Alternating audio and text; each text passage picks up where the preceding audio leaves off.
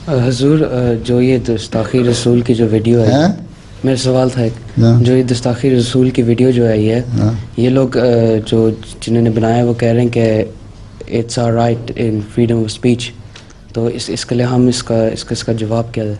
Freedom of speech तो है, लेकिन फ्रीडम ऑफ स्पीच की कोई हदूद लिमिट्स भी तो होनी चाहिए हैं। अब फ्रीडम के अब बातें करते हैं ये लोग। यहाँ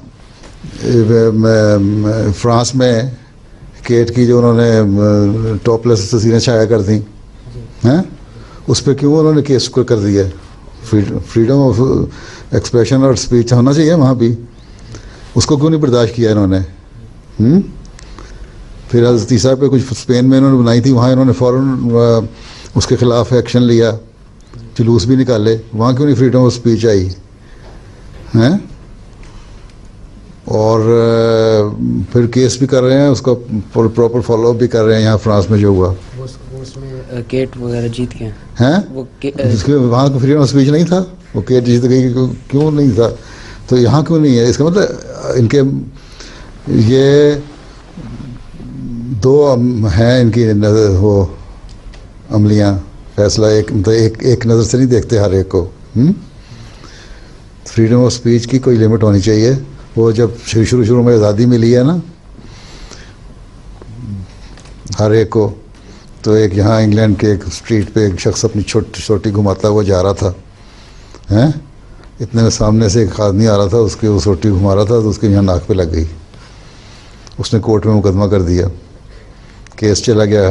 तो जज को उसने पूछा कि तुमने क्यों उसके मारा है? उसने कहा मैंने तो नहीं मारा, मैं तो अपनी, मुझे आज़ादी थी, मैं फ्रीडम ऑफ एक्शन और स्पीच हर चीज़ है यहाँ, तो मैं अपनी आज़ादी से अपनी सोटी घुमा रहा था, इसका काम था बचना। उन्होंने कहा नहीं, तुम्हारी वहाँ तुम्हारी आज़ादी ख़त्म हो जाती है जहाँ अगले की नाक शुरू हो जाती है। तो इसलिए फ्रीडम के कोई हदूद होनी चाहिए। ये फ्रीडम के नारे लगाते हैं। पिछले दिनों में एक कुछ अर्सा हुआ, कोई 2 साल हुआ, एक प्रोग्राम यहाँ आ रहा था, बच्चों को कहते हैं जी आज़ादी होनी चाहिए और कुछ नहीं कहना है, और फ़ौरन पुलिस आ जाती है। वो एक अंग्रेज़ यहीं का ब्रिटिश ही को बोल रहा था, कहता है हमारे एक मेरा बेटा था 13-14 साल का, वो फ्राइंग पैन में कोई फ्राई कर रहा था, अंडा तल रहा था या कुछ चीज़ थी, तो इतने में वो तेल का जो छींटा उड़ा ना, तो उसमें आग लग गई फ्राइंग पैन में। तो मैंने जल्दी से कोई हाथ मार के जो परे किया आग बुझाने के लिए, उसको उसके बचाने के लिए मैंने उससे परे हटाया ना जल्दी से। उसने पुलिस में कह दिया था मुझे थप्पड़ मारा है और पुलिस बाप को पकड़ के ले गई। कहता है ये तो आज़ादियाँ दे दे के तो हमारी नस्लें भी ख़राब कर रहे हो। तो जो हर हाथ की बात की कोई लिमिट होती है। फ्रीडम ऑफ स्पीच वहाँ तक हो जहाँ तक तुम किसी को जज्बात को हर्ट ना कर रहे हो, समझ आई? जहाँ तुमने अगले के साथ खेलना शुरू कर दिया, वहाँ फ्रीडम ऑफ स्पीच नहीं होता। ठीक है, वैसे अल्लाह ताला के नज़ारे भी और तरह के हैं, पकड़ भी लेता है। अब इसी शख्स ने जिसने फिल्म बनाई थी, क्या नाम था, इनोसेंस हैं, इनोसेंस ऑफ मुस्लिम्स, इसका ये किसी पहले कुछ पुराने अरसे में एक केस में इसके ऊपर कुछ पाबंदियाँ थीं इंटरनेट के ऊपर आने के ऊपर, और कोर्ट ने इसको फैसला दिया था कि अगर तुमने इस तरह की दोबारा हरकत की तो तुम्हारे ख़िलाफ़ एक्शन लिया जाएगा। वो पता नहीं इस केस में हुआ या किस वजह से, बहरहाल उसको कल परसों ही कोर्ट ने फैसला किया है ना, उसको 1 साल के लिए उन्होंने जेल कर दिया। किसी और तरह पकड़ा गया, 1 साल के लिए जेल हो गया, उसको सजा तो अल्लाह ताला ने इस तरह ही पकड़ कर ली उसकी।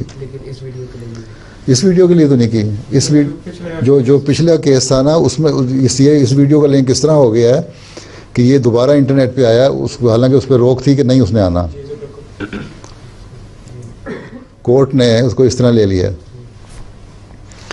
और जो दुनिया में शरीफ लोग हैं, हुकूमतें हैं, वो इस हकीकत को समझती हैं कि फ्रीडम ऑफ स्पीच का हद होती है। मतलब ब्राज़ील की गवर्नमेंट ने यूट्यूब वालों को उस वक्त नोटिस दे दिया था 10 दिन का, कि 10 दिन के अंदर ना उतारी तो हम मुल्क में तुम्हारा यूट्यूब बैन कर देंगे, ब्राज़ील में।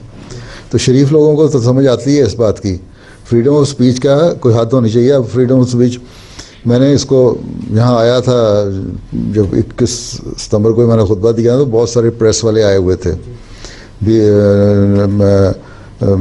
वो जो है टीवी नाइट क्या है न्यूज़ नाइट वाला भी था और न्यूजीलैंड टेलीविज़न भी था इंटरनेशनल उनका सैटेलाइट भी जाता है इसी तरह फ्रांस का भी था कुछ जर्नलिस्ट भी थे न्यूज़पेपर्स के तो जो न्यूज़ नाइट वाला मुझे बार बार कहे कि इसमें तो कोई ऐसी बात नहीं क्या है फ्रीडम ऑफ स्पीच है हैं मैं कहा ठीक है मैं अगर यहाँ बैठ के तुम्हारे बाप को गालियाँ देनी शुरू कर दूँ या कुछ कहूँ तो तुम क्या रिएक्ट करोगे हैं हमारे दिल में आज़म का मुकाम बाप की इज्जत से ज़्यादा है तो तुम बताओ तुम्हारा क्या रिएक्शन होगा तो नहीं वो चुप कर गया फिर थोड़ी देर बाद दोबारा मैं कहा मेरा पहले सवाल का जवाब दे दो फिर मैं तुम्हारी बात आगे चलाऊँगा उसने ये नहीं कहा कि मैं कुछ नहीं करूँगा चुप कर गया बोला नहीं इसका अगर बाप अपने बाप को गाली सुनना पसंद नहीं करते तो फिर फ्रीडम स्पीच क्या है इनके ख्याल में